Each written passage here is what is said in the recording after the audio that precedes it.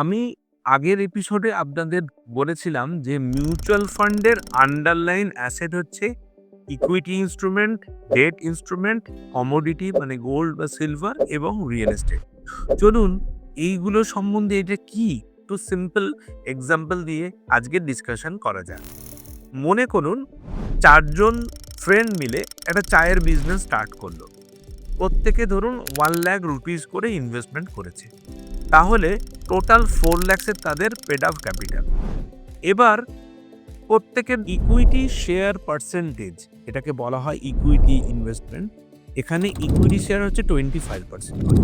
এর মানেটা হচ্ছে সেই বিজনেস থেকে যা পরিমাণ লস হবে তাদের 4 জনকে ইকুয়ালি ভাগ করে নিতে হবে, অথবা যদি প্রফিট হয় সেই প্রফিটও ইকুয়ালি তাদের মধ্যে ডিস্ট্রিবিউটেড হবে।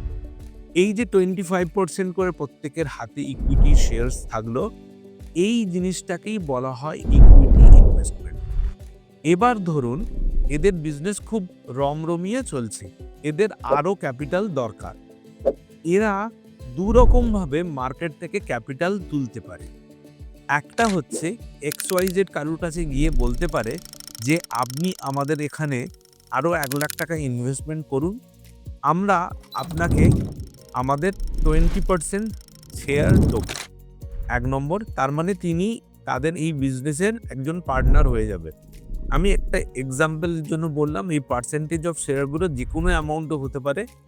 প্রত্যেক 4 জনার থেকে 5% করে নিয়ে ওনাকে 20% দেওয়া হলো। এদেরও এখন যেহেতু ইকুয়ালি 1 লাখ করে 4 লাখ ছিল, আর একজন 1 লাখ ইনভেস্টমেন্ট নিয়ে আসলো, তো সেই জন্য টোটাল 5 জনেরই 20% করে শেয়ার হলো, 100% ফুলফিল হলো।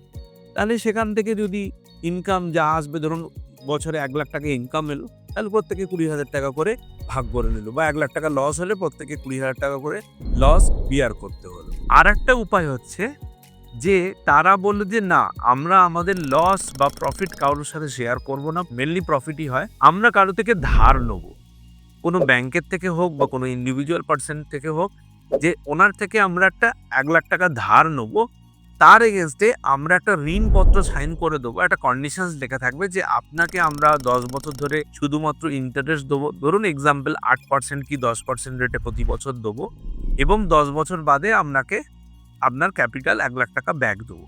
আমাদের বিজনেসের প্রফিট বা লসের সাথে আপনার কোনো সম্পর্ক নেই।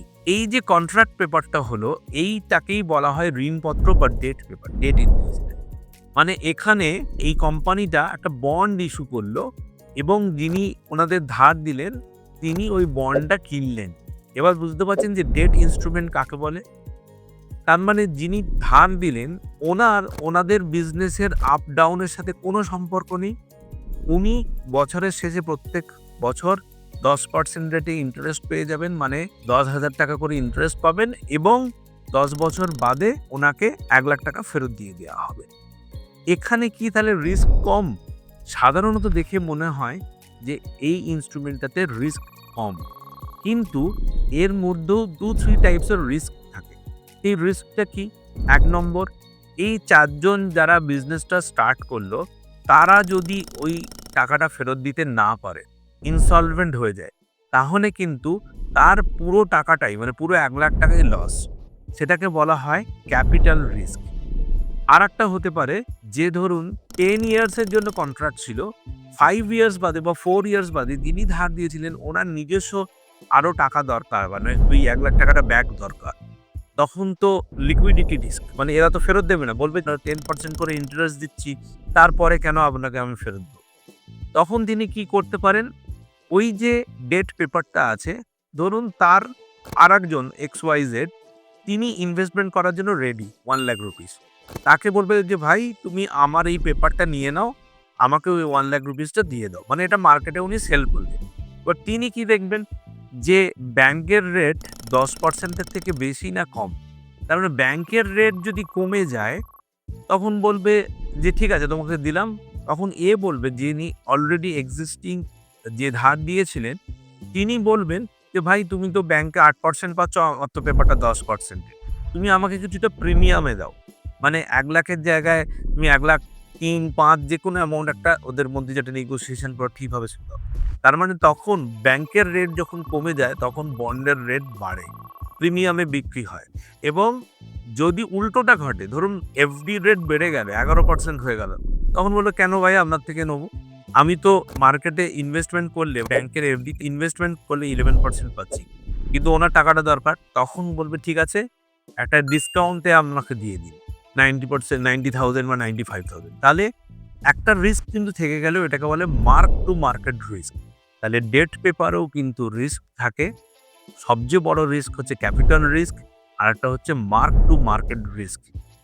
কিন্তু অপোজিট সাইডে ইকুইটিতে রিস্ক বলতে কি, তাদের ধরুন লস হলো 5 লাখ পেড আপ ক্যাপিটাল, তার মধ্যে লস হলে ধরুন বাকি যে ইনগ্রেডিয়েন্টস, চায়ের যে স্টক থাকলো বা তাদের যে ইনফ্রাস্ট্রাকচারের কস্ট, সেইগুলোকে সেল অফ করলে তো কিছু টাকা পাওয়া যেতে পারে।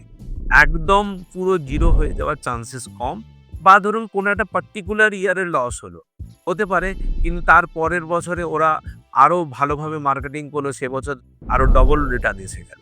তার মানে ইকুইটিতেও রিস্ক তো থাকেই, মার্কেটের সাথে আপ ডাউন হতেই পারে, কিন্তু সেক্ষেত্রে দুটোতেই রিস্ক থাকে। ইকুইটি মার্কেটেও রিস্ক থাকে, ডেট মার্কেটেও রিস্ক থাকে। আশা করি এই এক্সাম্পল দিয়ে আমি বোঝাতে পেরেছি যে ইকুইটি ইনস্ট্রুমেন্ট বলতে কি, ডেট ইনস্ট্রুমেন্ট বলতে কি বোঝায়। এবার গোল্ড বা সিলভার তো আপনারা জানেন যে এটা হচ্ছে বলে হয় কমোডিটি ট্রেডিং। সাধারণত মিউচুয়াল ফান্ডে গোল্ড বা সিলভারকে ইনক্লুড করা হয়। কমোডিটির মধ্যে আরও অনেক জিনিস থাকে, সেগুলো সাধারণত মিউচুয়াল ফান্ডে ইনভেস্টমেন্ট করা হয় না। মিউচুয়াল ফান্ডে বিনিয়োগ অলওয়েজ বাজারগত ঝুঁকি সাপেক্ষ। বিনিয়োগ করবার পূর্বে আপনি ভালো করে স্কিম রিলেটেড ডকুমেন্টস দেখে নেবেন।